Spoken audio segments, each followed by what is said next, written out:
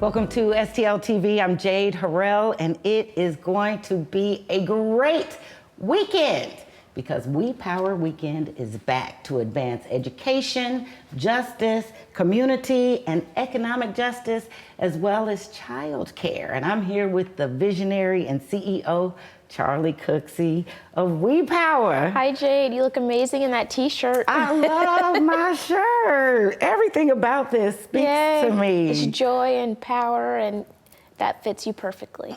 I should say the same. I'm but a reflection of you. Third time around, WEPOWER Weekend, and we outside again. Yes. Well, introduce to those that don't know and reintroduce to those that may. WEPOWER Weekend is your signature event. Yeah, so we were all inside at the height of the pandemic in isolation, trying to navigate a very different world than what we were used to. And so as things started to become safer, for us, it felt like such an important moment to bring folks together outside, to root ourselves in clarity of values and vision of a new future, so we wouldn't return to normal, but instead return to a St. Louis that is more just, abundant, and equitable. So we said, let's have a really big party. Let's have it at a garden, and let's have 2 other days and make it a whole weekend. Yeah. So it was our first ever WEPOWER Weekend, and the hashtag was We Outside in honor of people finally coming back outside. And now we're on our 3rd year ever, and we really are honored to be able to bring unlikely St. Louisans together to learn about WEPOWER, to learn about the fact that early childhood is important. It's a civil right, to learn about the fact that economic justice should be justice for every family, and also to have lots of fun and engage in healing and wellness along the way over those 3 days. Woo-wee. Talk about we and power. Yes. That was an epic moment. I remember being at the first one. Outside had been a foreign concept, but I feel like the idea of opening up and being outside impacted these very areas of focus in such huge ways. We had major conversations around equity, definitely justice. We're 10 years out from some very heavy conversations that you were also involved in. But definitely when we think of community and the idea of joy, it had been missing. Yeah. It was very refreshing to have that and then let it power the initiatives that you're speaking of. For those who don't know about WEPOWER in particular, like coming out of COVID, you couldn't have been at a better time. Yeah. Tell me about the vision and origin of WEPOWER and how you're sitting at the lead. Sure. So WEPOWER is 6 years old. We launched the summer or spring of 2018. And for me, back in almost a decade ago, I was navigating 2 different realities. By day, I was running an education nonprofit that had a lot of success and was supporting hundreds of scholars per year. And it was the same summer that Mike Brown was murdered that our first group of scholars graduated from high school and were preparing to matriculate at top 4-year institutions with scholarships and financial aid. And like everyone else, it was a moment that really challenged me to think about my role and responsibility to Black folks, to young people. And so when I saw that poster from Mike Brown's father, Junior's father, that said, "Ferguson police just killed my unarmed son," he was the same age as our young people that just graduated from high school. He looked like them. He had similar post-secondary plans. And so what it looked like for me to provide these amazing scholars with a great opportunity when we have thousands of other folks who can't even live to pursue their wildest imagination. So between seeing the way that young people needed to be better supported through systems change by day, and then seeing the way that Black political power was suppressed by night as a protester on the streets of Ferguson, it was clear to me that we had to hold space for Black and brown folks to dream of better futures, but also build and wield enough power to bring those futures to bear. So that led to the creation of WEPOWER.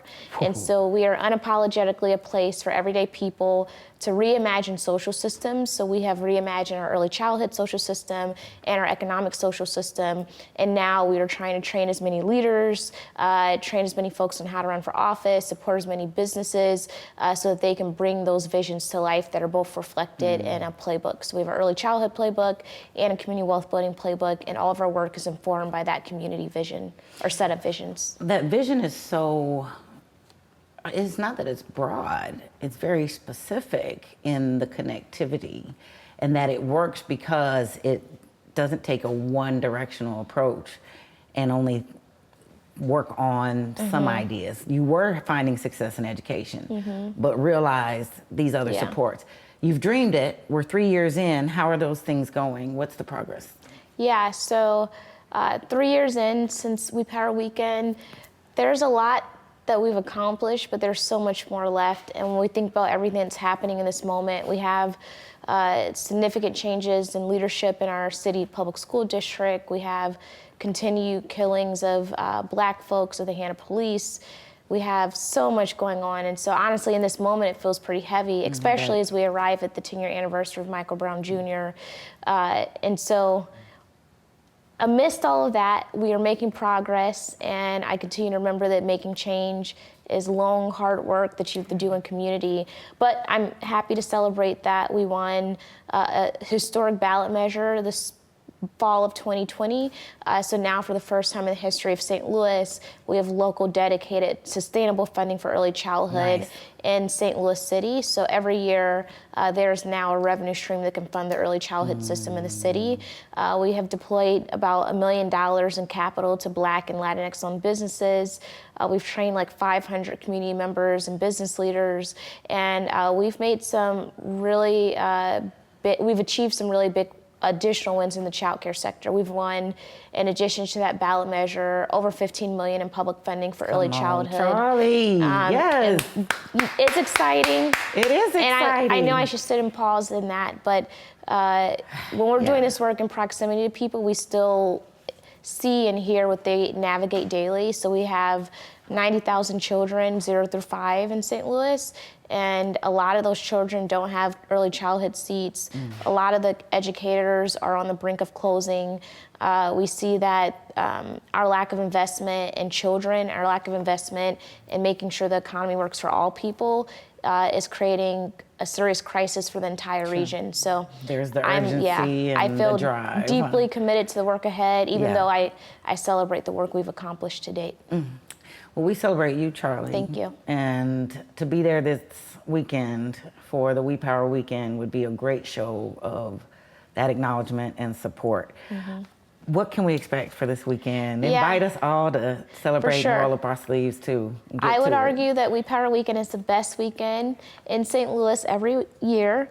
You get no argument from me. Yes, thank you. Thank you for affirming that. I'd be hard pressed to find something other. Yeah, so it's intentional, and it's about partying and building community with a purpose. So Friday, August 16th at 5:30 is the garden party. So it's our annual fundraiser and celebration. We bring together change makers, business leaders, philanthropists under one roof. At this time, under the stars, we'll overlook the Mississippi River on an amazing rooftop patio. We have live music. We have amazing food. We'll have 10 different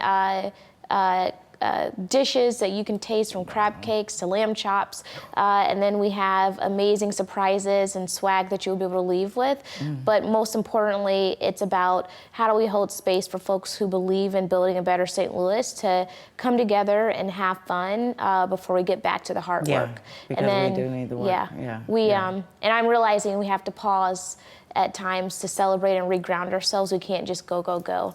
Yeah, and then Saturday traditionally has been a community festival. This time it's our big community engagement day. So we're knocking on doors and talking to residents about the importance of getting registered to vote. And then Sunday is yoga and brunch on the rooftop again that overlooks the Mississippi River. Absolutely perfect and splendid. Thank you. What better way to regroup before we head out with full vigor, enroll in exciting us about the work that's to come, but equipping us to take it on. Yes. Charli Cooksey, you've done a marvelous thing. Thank you, Jade. And your team and the folks, I'm so excited to be a part of this and welcome an opportunity to help. Thank you. I deeply appreciate you. Thank you for having me today. Absolutely. You can find out more by going to WePower STL. You can find out more about WePower Weekend happening August 16th through 18th at wepowerstl.org/weekend24. That's WKND 24, or visit them on Facebook and Instagram at WePower STL. And for all of you at home, if you missed any of this or want to keep up with what's happening, join us on stltv.net or on all of your social media platforms. And until then, until next time, I'm Jade Harrell. Experience St. Louis.